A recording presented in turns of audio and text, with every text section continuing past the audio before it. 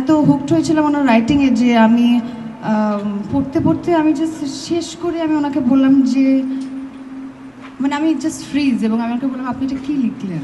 আমি অ্যানি করি 2023 সালে, তখন হাওয়া রিলিজ হয়েছে, এবং এরপরে আমার অনেকগুলো কাজ আপনারা দেখেছেন এসেছে। অ্যানি হচ্ছে আমার প্রথম কোনো কাজ করা, ওইখান থেকে এটা ফাইনালি এখন আসছে। এই সময়টা আমার জন্য অনেক স্পেশাল। আমি অনেকদিন অ্যাজ অ্যান অ্যাক্টর ওয়েট করেছি, কারণ এটা আমার অনেক সিগনিফিক্যান্ট একটা কাজ, আমার খুব পছন্দের একটা কাজ। অনেক কিছু বলতে পারবো না, কারণ যেহেতু এখনো ট্রেলার রিলিজ হয়নি, শুধু একটা ইমেজ, একটা পোস্টার শেয়ার হয়েছে।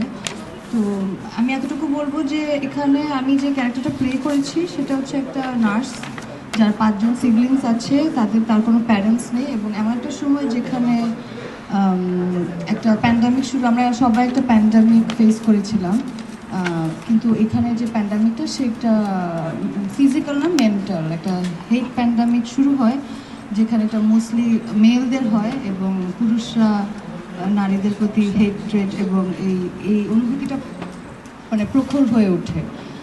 এরকম একটা সময়ের একটা কনসেপ্টের গল্প, একটু ছোটো করে বলি, আর কিছু বলতে চাই না।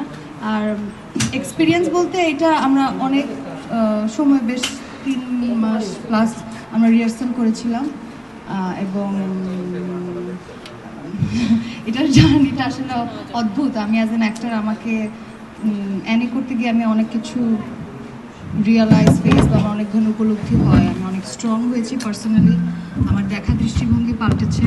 এবং আব্দুল্লাহ মোহাম্মদ সাদ, ওনার কথা কি বলবো, he is my favourite director, এবং আমার ইটস লাইক ড্রিম যে উনি আমাকে কাস্ট করছে। মানে আমার জীবনে কখনো এরকম যে স্বপ্ন ছিল যে উনি সাথে যদি আমি কাজ করতে পারতাম তাহলে মনে হয় আমার খুবই ভালো লাগতো।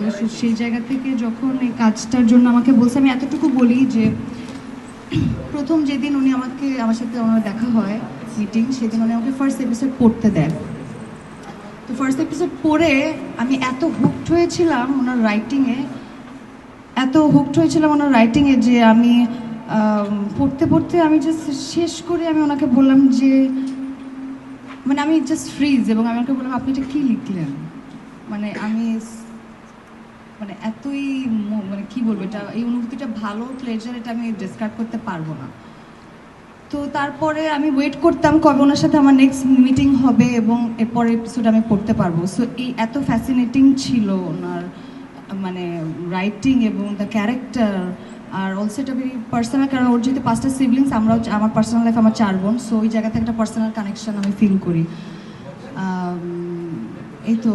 আর আমি অদ্ভুত অ্যামেজিং সব অ্যাক্টরদেরকে পাই এই কাজটা করতে, যে আমার যারা প্লে করছে অ্যানি, বেনি, জেনি, এপ্রিল, মে, জুন, প্রত্যেকেই দুর্দান্ত। আপনারা কাজটা দেখলে দেখবেন যে তারা এত ছোট ছোট কিন্তু কিভাবে এত কমপ্লেক্স সিন তারা করেছিল শুটিংয়ে।